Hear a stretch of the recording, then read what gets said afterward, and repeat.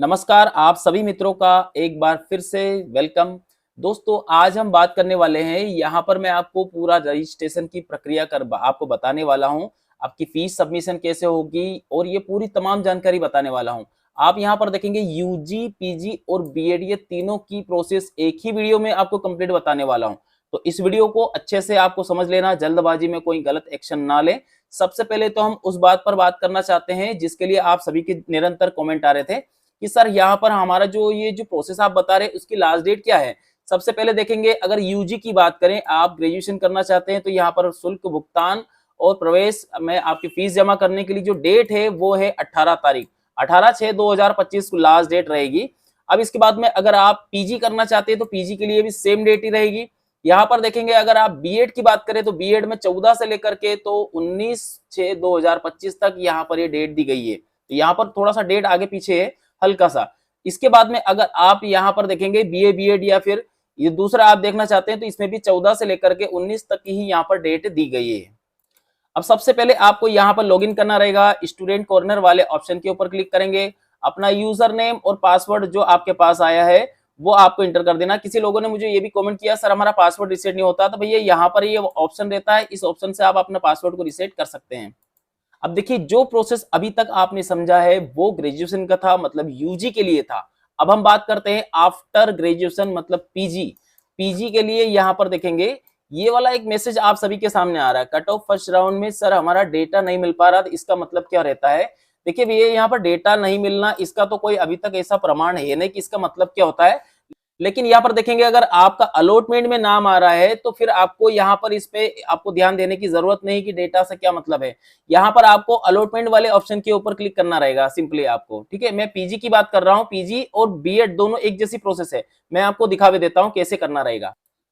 अब देखिए, यहाँ पर आपको जो कॉलेज अलॉट हुआ है वो यहाँ पर आपको दिख जाएगा। आपने यहाँ पर कोर्स क्या किया है, आप डिग्री कोर्स के लिए अप्लाई कर रहे हैं, एमए 2 साल का कोर्स जो एमए का रहता है उसके लिए अप्लाई किया है। ब्रांच आपकी सोशियोलॉजी लिया है और आपकी जो कैटेगरी थी वो एससी था, लेकिन एससी में सीट ना होने के कारण आपको रिजर्वेशन जो सीट रहती है वो आपको जनरल से दी गई है। अब देखिए, यहाँ पर आपको प्रमाणीकरण के ऊपर आपको क्लिक कर देना है, स्वीकृत करें इसके ऊपर क्लिक कर देना है।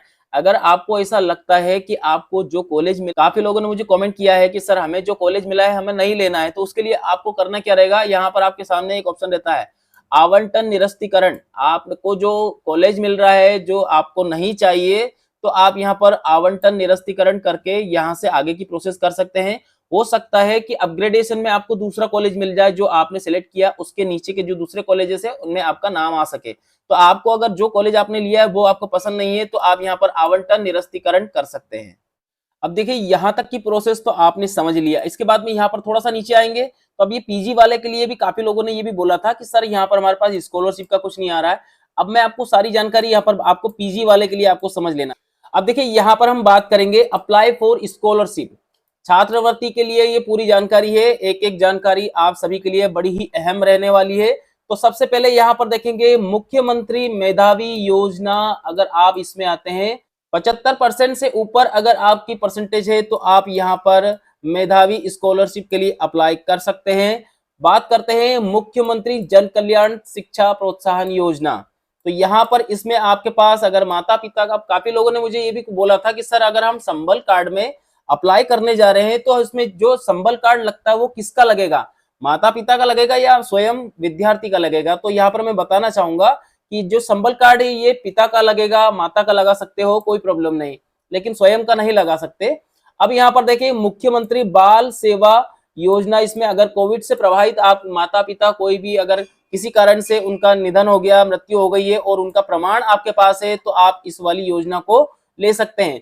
लाडली लक्ष्मी योजना का अगर आपके पास प्रमाण है और उसके डॉक्यूमेंट वगैरह सब कंप्लीट है तो आप यहाँ पर लाडली लक्ष्मी योजना के लिए भी अप्लाई कर सकते हैं। अब एक बात का ध्यान रखिएगा, इन सारी योजनाओं को लेने से पहले आपको एक और जानकारी समझ लेना है। अगर इन चारों योजनाओं में से कोई सी भी योजना में आप अप्लाई करते हैं तो आपको मेन स्कॉलरशिप जो रहती है, मेन स्कॉलरशिप में आप अप्लाई नहीं कर पाएंगे। क्यों? क्योंकि आपका एडमिशन पूरी तरह से आपको फ्री किया जा रहा है। अब अगर इन चारों में से आपको कुछ लेना नहीं है तो कोई योजना का लाभ नहीं लेना चाहते, इसके ऊपर क्लिक करेंगे और आगे बढ़ना है। अगर आप इनमें से कुछ नहीं लेते हैं तो मेन स्कॉलरशिप योजना आपके लिए अलाउ रहेगी, वहां पर आप फॉर्म भर सकते हैं। अब यहाँ पर ये सारी प्रोसेस हमने किया, यहाँ पर देखिए हमको कोई लाभ इसमें नहीं लेना, ये सारी स्कॉलरशिप नहीं लेना, हमको मेन स्कॉलरशिप लेना है। यहाँ पर आपको सेव स्कॉलरशिप, इसके ऊपर आपको एक बार आपको क्लिक करना रहेगा। इसके बाद में अब यहाँ पर आपके सामने लिखा हुआ है पेमेंट, जैसे आप पेमेंट की प्रोसेस आप करना चाहते हैं तो पेमेंट वाले ऑप्शन के ऊपर क्लिक करना होगा। अब देखिए यहाँ पर आपको फीस समरी की बात करें तो यहाँ पर आपका कॉलेज का नाम, यहाँ पर कोर्स कितने साल का है, ये सारी जानकारी। एक बात आपको फिर समझ लेना है, आपकी जो फीस जमा करने की प्रक्रिया है उससे पहले आपके फॉर्म को पूरी तरह से चेक कर लेना। कुछ आपका नामांकन नंबर गलत हो या कोई भी जानकारी आपकी गलत हो तो पहले आपको चेक कर लेना। मालूम पड़ा कि आपने जो फॉर्म की फीस जमा कर दी तो रिफंडेबल करने में बहुत सा आपकी समस्या आपको आएगी।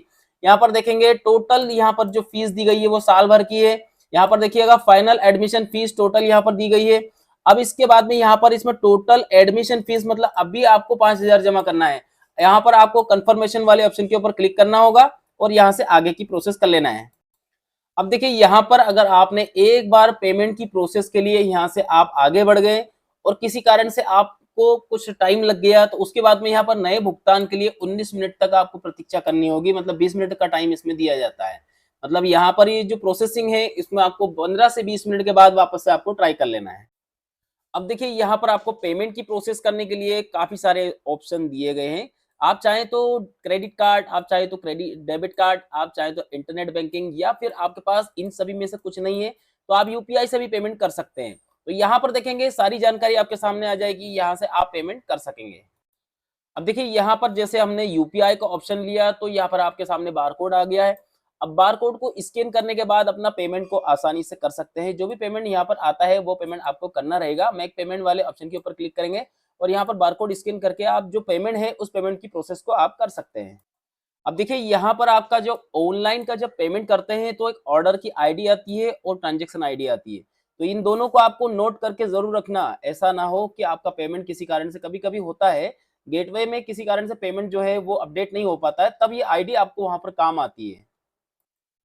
अब देखिए काफी सारे लोग ने ये भी बोला है मुझे कि सर हमने जब पेमेंट कर दिया तो पेमेंट की स्लिप क्यों नहीं आ रही है। वापस से आपको एक बार आपकी जो आईडी है उसे लॉग आउट करना है, वापस से लॉगिन करना रहेगा। चलिए इसके बाद में यहाँ पर देखिए आपके सामने इस प्रकार की जानकारी रहेगी। अब आपका जो है आपको प्रिंट आउट लेना है तो प्रिंट आउट आपको यही लेकर के जाना है। कहाँ जाना रहेगा वो आपको मैं बता देता हूँ। देखिए यहाँ पर जैसे आप प्रिंट लेते हैं तो इसमें सारी जानकारियां लिखी आ जाएगी, आपकी कितनी आपने फीस वगैरह जमा की है, सब कुछ इसी के अंदर ही रहेगा। अब मैं आपको एक बात बता देता हूँ।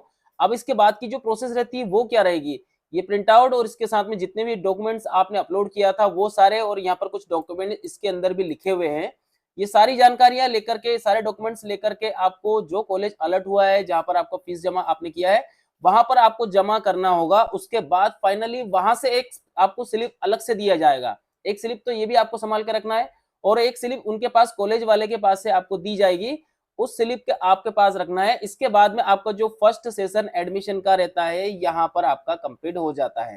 वीडियो अच्छा लगे तो एक लाइक करके चैनल को सब्सक्राइब करें, वीडियो को लाइक करें। धन्यवाद आप सभी का वीडियो देखने के लिए। आपका दिन शुभ रहे। जय श्री राम।